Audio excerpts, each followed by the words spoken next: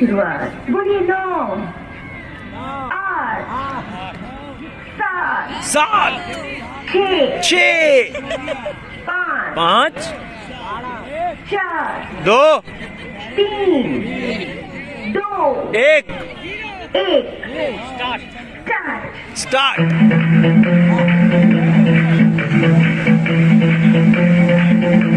जगह पर आप बैठे हैं, इसका ऐतिहासिक महत्व है। 14वें दलाई लामा ने 27 मई 2010 को 22 एकड़ में फैले इस पार्क का उद्घाटन किया। बुद्ध स्मृति पार्क का मुख्य आकर्षण है पार्क के बीच में स्थित पाटलिपुत्र करुणा स्तूप। इस पार्क में प्रार्थना करने के लिए ध्यान कक्ष भी है। ये ध्यान कक्ष प्राचीन मठों से प्रेरित है। यहाँ 60 वातानुकूलित कक्ष हैं, जहाँ से पवित्र स्तूप के दर्शन किए जा सकते हैं। यहाँ की लाइब्रेरी में बौद्ध धर्म की पुस्तकें तो है ही, साथ ही साथ एक बड़ा सा ऑडियो विजुअल हॉल भी है। यहाँ स्थित संग्रहालय में भगवान बुद्ध के जीवन चरित्र और दर्शन को कलाकृतियों, 3D मॉडल और ऑडियो के माध्यम से दिखाया जाता है। अंग्रेजों के वक्त यहाँ बांकीपुर सेंट्रल जेल था।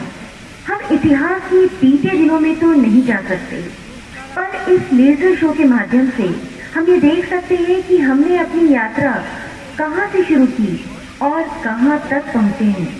हम इसी तरह का एक लेजर शो गोलघर की गुंबद में दिखाते हैं, जिसका शीर्षक है पाटलिपुत्र की कहानी मेजर सिनीर की जुबानी। लेजर शो का भरपूर आनंद उठाएं। दिशा दिशा में लोक रंग का तार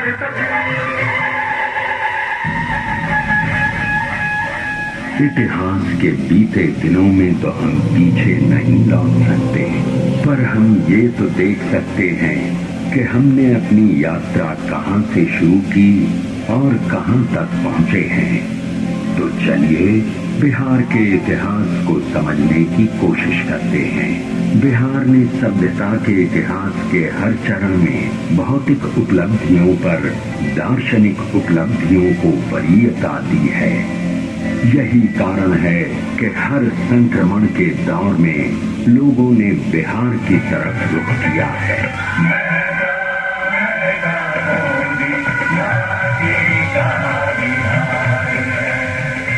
बिहार ने विश्व सभ्यता को पहला गणतंत्र तो दिया ही, विदेह राज जनक के रूप में पहला दार्शनिक राजा भी दिया।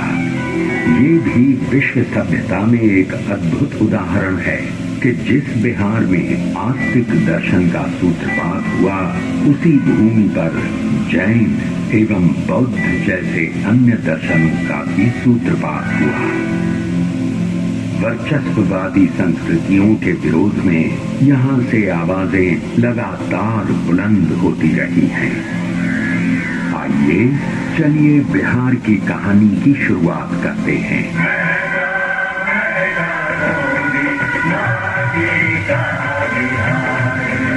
शताब्दियों पूर्व बिहार के ऋषि विश्वामित्र ने भारतीय सभ्यता और संस्कृति को तत्कालीन संकीर्ण और रूढ़ मानसिकता से ऊपर उठाकर एक नई चेतना दी। विश्वामित्र ऋग्वेद के अनेक मंत्रों के रचयिता थे। उनका आश्रम आज के बक्सर जिले में स्थित था। राम और लक्ष्मण को लेकर उत्तर बिहार में स्थित विदेह की सीता से मिलाने का काम विश्वामित्र ने ही किया। लोग जब अपने जीवन के सच, औचित्य, संवेदना और विडंबनाओं का प्रतिबिंब किसी व्यक्तित्व में पाने लगते हैं, तो उससे हद तोड़कर जुड़ने लगते हैं। सीता एक ऐसा ही व्यक्तित्व लेकर पैदा हुई। सीता ने अपने व्यक्तित्व से संपूर्ण नारी जगत को वो विश्वास दिया जहां उसे कभी अग्नि परीक्षा नहीं देनी होगी। बिहार की कहानी को थोड़ा आगे बढ़ाते हुए महाभारत काल में आते हैं। इस काल के दो महान योद्धाओं को याद कर लेना जरूरी है। पहले मगध के जरासंध और दूसरे अंगराज कर्ण। जो कि वर्तमान भागलपुर जनपद के राजा थे। भागलपुर में कर्ण का किला पुरातात्विक धरोहर के रूप में आज भी मौजूद है। चूंकि कर्ण किसी राजघराने के वारिस नहीं थे, इस कारण उन्हें पग पग पर अपमान का घूंट पीना पड़ा था। वो एक महान धनुर्धर होने के साथ साथ महादानव्रती भी थे और इस व्रत की रक्षा में ही उन्हें जान गंवानी पड़ी थी।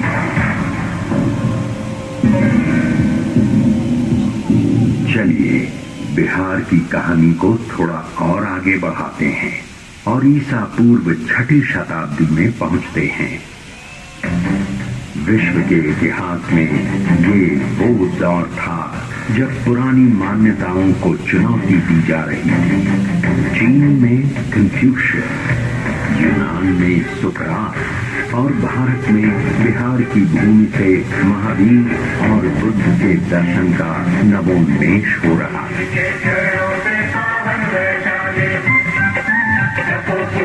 महावीर राजघराने में जन्म लेने के बावजूद बचपन से ही सांसारिक जीवन से विरक्त रहना चाहते थे। 30 साल की उम्र में वे घर छोड़ जंगलों में विचरने लगे और 12 वर्ष की कठिन तपस्या के बाद उन्हें आत्मज्ञान प्राप्त हुआ। इसके बाद उन्होंने पैदल घूम घूम कर लोगों को अहिंसा का पाठ पढ़ाया और जीने का तरीका बताया।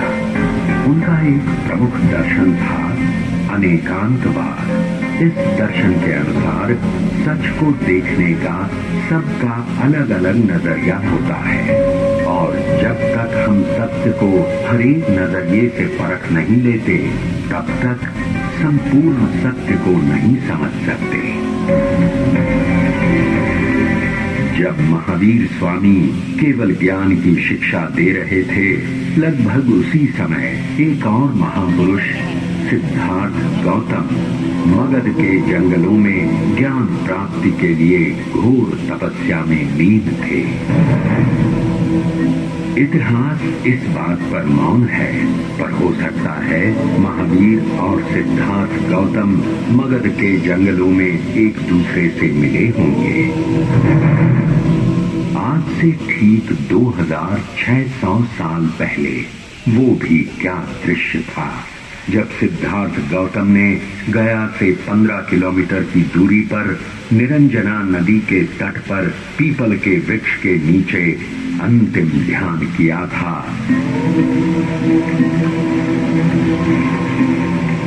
और माया के सम्राट मार ने अपने सारे दंजों को उन पर छोड़ा था और धरती उस संघर्ष की साक्षी बनी।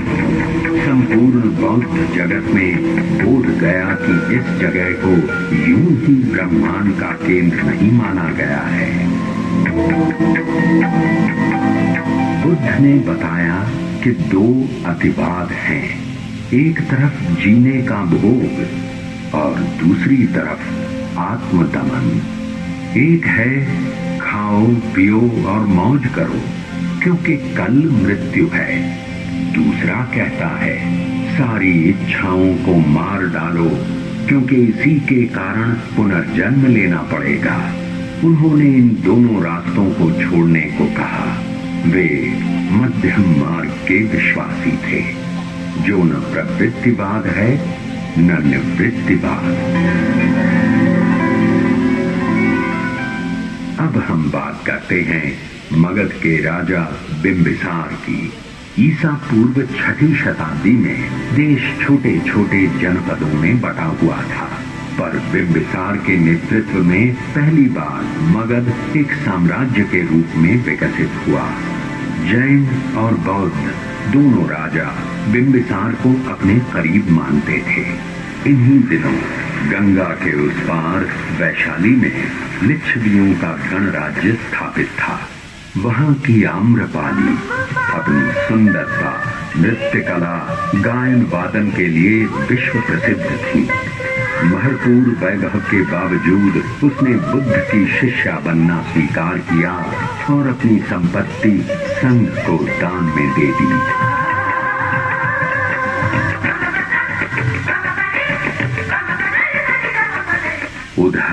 राजनीति के क्षेत्र में बिंबिसार के पुत्र अजातशत्रु ने सामरिक दृष्टि को समझते हुए मगध की राजधानी को राजगीर से पाटलिपुत्र स्थानांतरित करने का फैसला किया और उसी समय राजगीर की सप्तकर्णी गुफाओं में बुद्ध के 500 शिष्य 6 महीने की संगीति के बाद त्रिपिटकों का संकलन किया।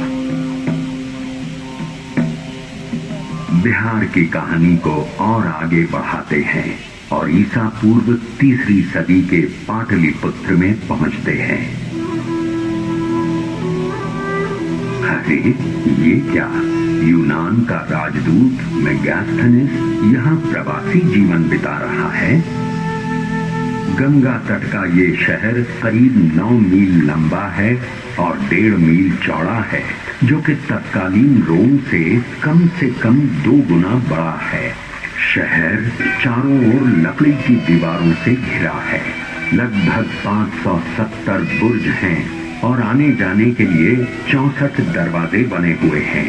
शहर के चारों ओर सुरक्षात्मक खाई है। लोगों की जो शानो शौकत है वो संसार में कहीं भी नहीं है। शासन की बागडोर चक्रवर्ती राजा चंद्रगुप्त मौर्य के हाथ में है और उनका मार्गदर्शन कर रहे हैं राजनीति और अर्थशास्त्र के आचार्य महापंडित चाणक्य। सिकंदर के आक्रमण को न केवल रोक लिया गया है, बल्कि उसके सेनापति सेल्यूकस निकेटर को हराकर पुरु के हार का बदला भी ले लिया गया है। खैबर से लेकर बंगाल तक शासित ये प्रदेश ही पहली बार भारत का मानचित्र बनाता है। चलिए अब बात करते हैं उस शख्स की जो किसी को संत दिखाई देता है तो किसी को सम्राट, किसी को वो मनुष्यों को परखने वाला राजनीतिज्ञ तो किसी को वो ऐसा विजेता दिखाई देता है जिसने विजय के दुष्परिणामों को देखकर युद्ध को त्याग दिया हो। कलिंग युद्ध के बाद बुद्ध धर्म अपनाने वाला ये शख्स और कोई नहीं बल्कि चक्रवर्ती राजा अशोक थे। सोचिए वो भी क्या परिवर्तन हुआ होगा जब शासन का संचालन लिखित अभिलेखों पर शुरू हुआ होगा। जहां लोग दीवारों से साम्राज्य की सुरक्षा करते हैं, उसने अपने शासन का विस्तार 84,000 स्तूप बनाकर किया।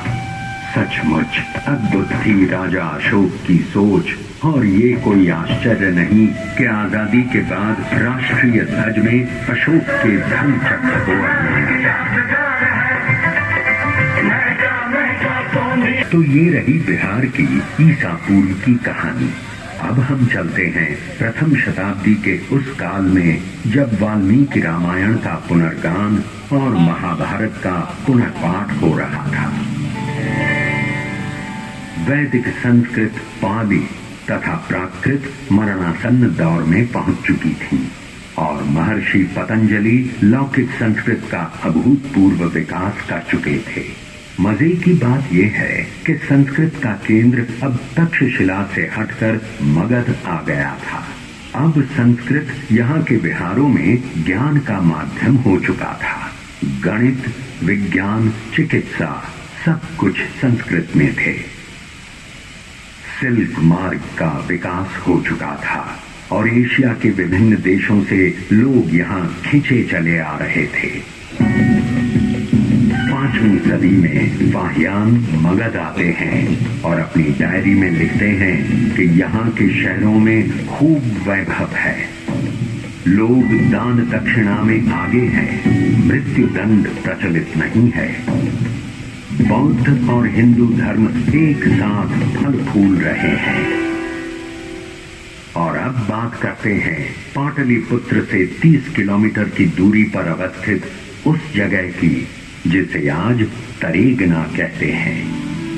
5वीं सदी में खगोल एवं गणित के प्रकांड पंडित आर्यभट्ट तारों को गिन रहे हैं, सूर्य ग्रहण और चंद्र ग्रहण की गुत्थी सुलझा रहे हैं, पृथ्वी के अपनी धुरी पर घूमने की घोषणा कर रहे हैं और उसकी परिधि नाप रहे हैं। अब राहु केतु के चांद सूरज ग्रसने की बात झूठ सिद्ध हो रही है। और अब बात करते हैं एक और भट्ट की। सोन नदी के तट पर बालुका राशि में खेलता बाण भट्ट संस्कृत साहित्य का महान नाटककार गद्यकार हर्षवर्धन के दरबार का मणिमाणिक बना हुआ है। अरे ये क्या, 7वीं सदी का दृश्य देखिए। चीन से हुएनसांग पामीर की पहाड़ियों को पार कर हिंदू कुश को लांग कर सप्त सिंधु हस्तिनापुर कन्नौज होते हुए नालंदा की ओर चले आ रहे हैं। और जब वे नालंदा पहुंचते हैं तो द्वारपाल उनसे कुछ मुश्किल सवाल कर रहे हैं। 10 में से 2 या 3 को ही प्रवेश मिलता है। सोचिए, जब द्वारपाल इतने विद्वान होते थे तो उन्हें पढ़ाने वाले कितने उद्भट विद्वान होते होंगे। नालंदा का विकास अकेला नहीं हो रहा था, उसके साथ साथ विक्रमशिला, उद्दंतपुरी, तेल्हाड़ा जैसे अनेक विहार फल फूल रहे थे। महाबोधि मंदिर बन चुका था, केसरिया स्तूप का भी निर्माण हो चुका था। जगह जगह भव्य मंदिरों, विहारों और चैत्यों का निर्माण हो रहा था। 9वीं सदी का दृश्य, जब आदि गुरु शंकराचार्य दक्षिण भारत से चलकर मंडन मिश्र से मिलने सहरसा के महिषी गांव की ओर चले आ रहे हैं। लोगों को क्या आनंद आया होगा जब सन्यास और गार्हस्थ्य धर्म के द्वंद्व पर इन दोनों विद्वानों के बीच कई दिनों तक बहस चली होगी। और इस शास्त्रार्थ की निर्णायक भूमिका कोई और नहीं बल्कि मंडन मिश्र की पत्नी भारती निभा रही थी।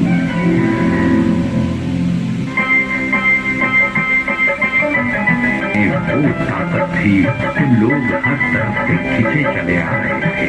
और इस सिलसिले में अगली कड़ी थी सूफी संतों की। बिहारों का स्थान अब दरगाह स्थान पा ले रहे थे। मनेर शरीफ, बिहार शरीफ, फुलवारी शरीफ जैसे कई पवित्र स्थलों का विकास हो रहा था। और इस इलाके में इतने विहार बने हुए थे कि मुगल शासनकाल में पूरे प्रदेश का नाम ही बिहार पड़ गया। सरहप्पा की कवि कुल परंपरा में देसिल बैना सब जन मीठा के उद्गायक विद्यापति के बिना बिहार की गलियां सूनी पड़ी रहती। नालंदा, विक्रमशिला भले जला दिए गए हों, फिर भी गलियों की रागिनी जिंदा थी। बिहार की माटी में इतनी उर्वरता है कि 14वीं शताब्दी में ही पुनर्जागरण के लक्षण विद्यापति में आ गए। संस्कृत अब पोथी की चीज हो गई थी। लोक भाषा के कवि विद्यापति पूरे पूर्वांचल में छा गए। ये अब बात करते हैं बिहार के उस लाल की जिसने 16वीं शताब्दी में दिल्ली की सल्तनत पर अपना परचम फहराया। वो न केवल युद्ध कौशल में महारत हासिल किए हुए था बल्कि उससे भी ज्यादा कुशल शासन प्रबंधक था। उसकी सुदृढ़ शासन व्यवस्था का लाभ न केवल हुमायूं और अकबर को मिला बल्कि अंग्रेज शासन को भी मिला। ढाका से पेशावर तक की सड़क, रोहतास का किला, पंजाब में झेलम का किला, दिल्ली का किला, पटना का किला, सभी उसके अवदान हैं। ये कोई और नहीं पर शेर शाह सूरी थे। उसने देश में पहली बार चांदी से बने मानक रुपयों को चलाया और ये रुपए बाद में चलकर भारतीय उपमहाद्वीप के देशों की आधिकारिक मुद्रा बने। उसने डाक व्यवस्था को दुरुस्त किया और पाटलिपुत्र जो कि 7वीं सदी से ढलान पर था उसे पटना नाम देते हुए फिर से विश्व के मानचित्र पर ला खड़ा किया।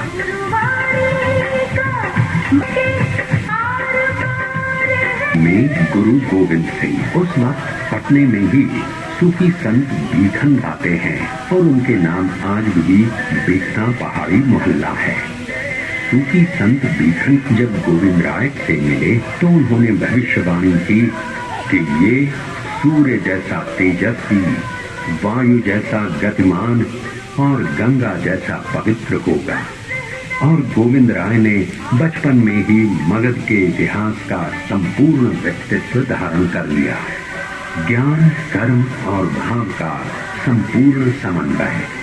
आगे चलकर उन्होंने खालसा पंथ की शुरुआत की और 42 साल की उम्र में शहीद हो गए।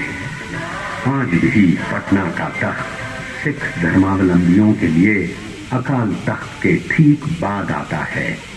इसके बाद बात करते हैं 18वीं सदी के अंतिम दिनों की, जब बिहार में एक ओर यूरोप के व्यापारी अपनी फैक्ट्रियां लगा रहे थे तो दूसरी ओर मुगलों का ठाट बाट बरकरार था। जहाजों से कारोबार हो रहा था और इस इलाके का चावल, जो पटना राइस के नाम से जाना जाता था, पूरे यूरोप में छा गया था। इसके बाद भारत में अंग्रेज राज स्थापित होने लगा है और अंग्रेजों के खिलाफ लोहा लेने में बिहार के लोगों का योगदान सर्वोपरि है। इसकी शुरुआत करते हैं तिलका मांझी से, जिन्होंने 1780-85 के बीच भागलपुर के जंगलों में अंग्रेजों की नाक में दम कर दिया था। 13 जनवरी 1785 को अंग्रेजों ने उन्हें भागलपुर में फांसी पर चढ़ा दिया और 1857 में बाबू कुंवर सिंह ने अंग्रेजों के विरुद्ध छापामार युद्ध करते हुए 80 वर्ष की उम्र में जिस रण कौशल, शौर्य, नेतृत्व और धैर्य का परिचय दिया, वो बिहार के इतिहास की विरासत है। वे बिहार के लोकमानस में महानतम वीर सेनानी हैं। बाबू कुंवर सिंह की मौत के बाद शुरू हुआ बिहार का शोषण। एक तरफ जमींदारी प्रथा, दूसरी ओर सामंती व्यवस्था और तीसरी ओर अंग्रेजों द्वारा बिहार एवं बिहारियों की उपेक्षा। बिहारियों को न केवल राजकीय नौकरी से वंचित रखा गया, बल्कि यहाँ आधुनिक शिक्षा और आधारभूत संरचना का विकास भी नहीं किया गया। बिहार के लोग बस ताकतवर मजदूर बनकर रह गए। उधर इंग्लैंड में अफ्रीकी गुलामी को खत्म कर दिया गया था, पर उनको अपने उपनिवेशों को चलाने के लिए सस्ते मजदूरों की आवश्यकता थी।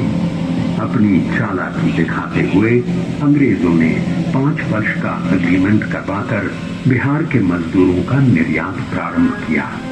क्या सूरीनाम, क्या ब्रिटिश गयाना, क्या दक्षिण अफ्रीका, क्या मॉरिशस और क्या फिजी, कहां नहीं भेजा गया बिहार के मजदूरों को। बिहार के ये लोग अपने प्रदेश के विकास को छोड़कर अंग्रेजों के उपनिवेशों का विकास करने लगे। कुछ मर गए, कुछ बच गए, सब एक दूसरे से बिछुड़ गए। सोचिए क्या बीती होगी पत्थर तोड़ते उन परदेसियों पर और राह देखती बटोहियों पर। हालांकि एक खुशी की बात बता दूं कि बिहार के ये लोग अपनी मेहनत की बदौलत न केवल आगे बढ़े, बल्कि वहां के शासन की बागडोर भी संभाली।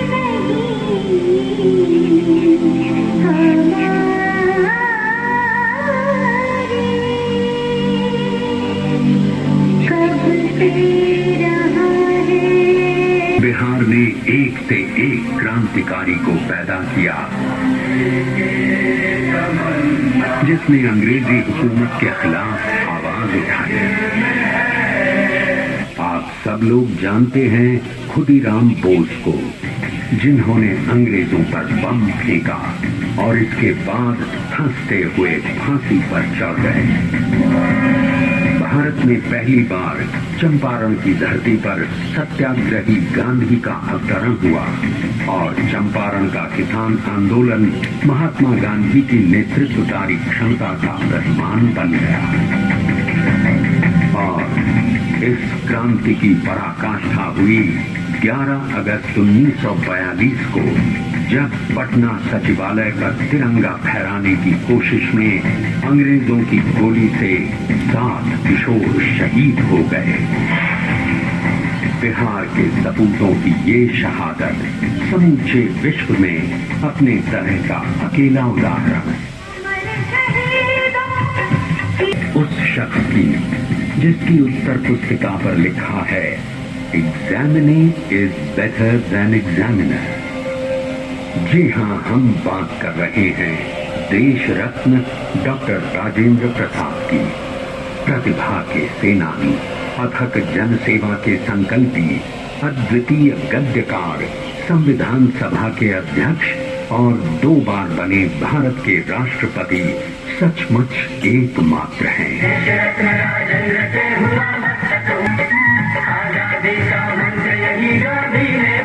उस महानायक की जिसने आजादी के बाद फिर से जब देश में मौलिक अधिकारों का हनन होने लगा, तो ये गांधीवादी, ये सर्वोदयी उठ खड़ा हुआ, जिसने 1974 के आंदोलन का नेतृत्व किया और संपूर्ण क्रांति का उद्घोष किया।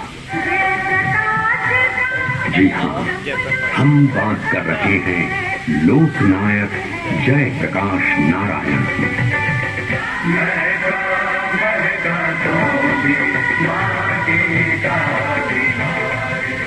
आज बिहार अपने नव जागरण के दौर में पुनः अपनी विरासत को याद कर पुनर्जीवन प्राप्त कर रहा है।